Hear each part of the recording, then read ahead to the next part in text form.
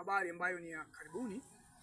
Umesikia kile ambacho kinaendelea sasa katika mataifa huko ambako taifa la Irani na taifa la Israel pamoja na Marekani kumekuwa na kushambuliana. Lakini sasa mimi nataka tuangalie jambo hili katika mtazamo wa kimungu. Kumekuwa na wataalamu mbalimbali wamekuwa wakichambua mambo haya katika mtazamo wa kidunia au mtazamo wa elimu ya dunia jinsi ilivyo. Maana wengi wanautazama ujamaa na ubepari kama ajenda ambazo ni elimu, lakini mimi ninatazama katika namna nyingine kwamba ni mfumo ambao umetengenezwa kuwafunga watu na kuwaficha yale ambayo yanatakiwa kuwekwa wazi, lakini hajawekwa wazi hata sasa.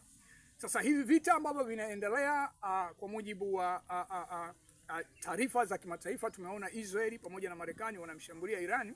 Kwa wale ambao wamekuwa wakinifuatilia, pia nimekuwa nikisema ni moja ya mambo ambayo yalipaswa kutimizwa kwa mujibu wa setting ya Marekani na siri zao. Hili ni taifa ambalo lilikuwa ni hatari katika kwa mujibu wa maslahi yao. Lakini katika ulimwengu wa roho kuna kitu kinafanyika. Watu wa Irani wamekuwa wanaishi katika kipindi kigumu, pale ambapo hata injili ya Yesu Kristo ilikuwa ni ngumu. Ukisema habari za Yesu Kristo unaonekana mhalifu Irani, unaweza kuuawa, unaweza kupotezewa maisha. Lakini walisahau kitu kimoja, kwamba anayetawala huyu Yesu tunayemsema, huyu Mungu tunayemwabudu sisi ni Mungu aliyeumba mbingu na nchi, na yeye ndiye anayewaweka watawala na kuwaondosha. Hicho ndicho ambacho kina Khomeini walisahau, wakadhani kwamba wao ni watu wasiokufa kama ambavyo shetani amewadanganya.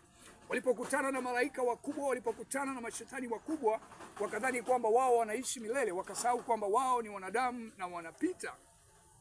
Sasa ndio haya ambayo yanaendelea kumkuta sasa huyu Ayatollah Khomeini pamoja na serikali yake ambayo imetawala Irani kwa mkono wa chuma. Na hili ni onyo ambalo Mungu analitoa kwamba anaweza kumfikia mtu yoyote kwa wakati wowote, kwa sababu yeye ndiye anayewaweka watawala na kuwaondoa. Kwa hiyo kiburi kinapojaa, unapotaka kushindana na Mungu, unatengeneza hatari ya kuondolewa.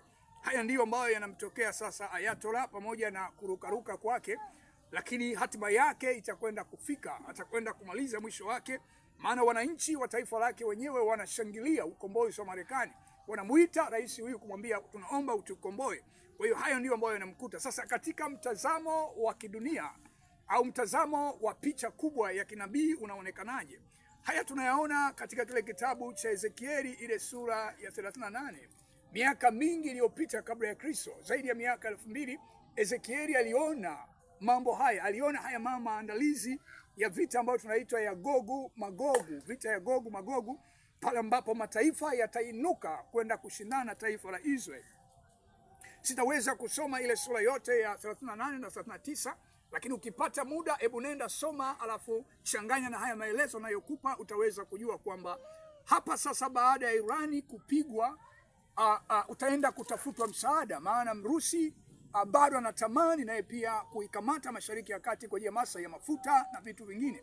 Lakini anaona kama kitendo hiki kinamfanya Urusi asiweze kuthaminiwa na mataifa haya ya Kiarabu. Yalikuwa yanamwamini kwamba anaweza kuwasaidia. Sasa kupigwa kwao kunaona kama Mchina hana nguvu, lakini Mrusi naye hana nguvu. Lakini Mrusi sasa atakuja na ajenda ya chini kwamba sasa ninakwenda kuifuta taifa la Israeli.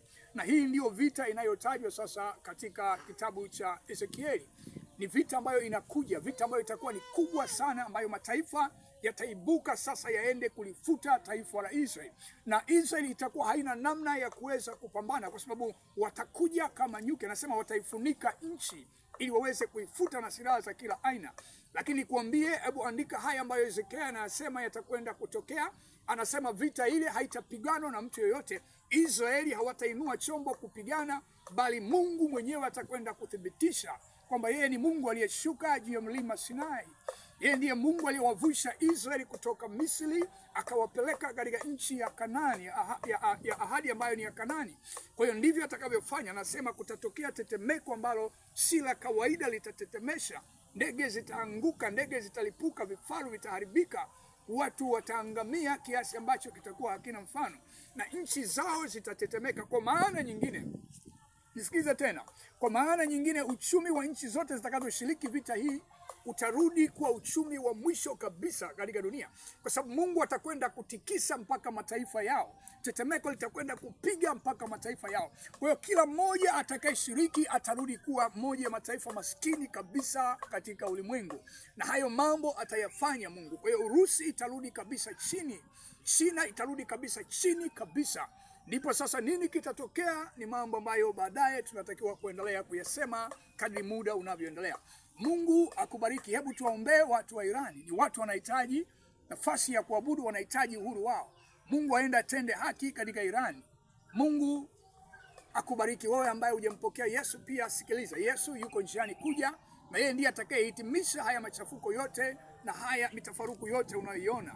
Mwamini Yesu sasa awe Bwana na Mwokozi wa maisha yako katika jina la Yesu. Amen.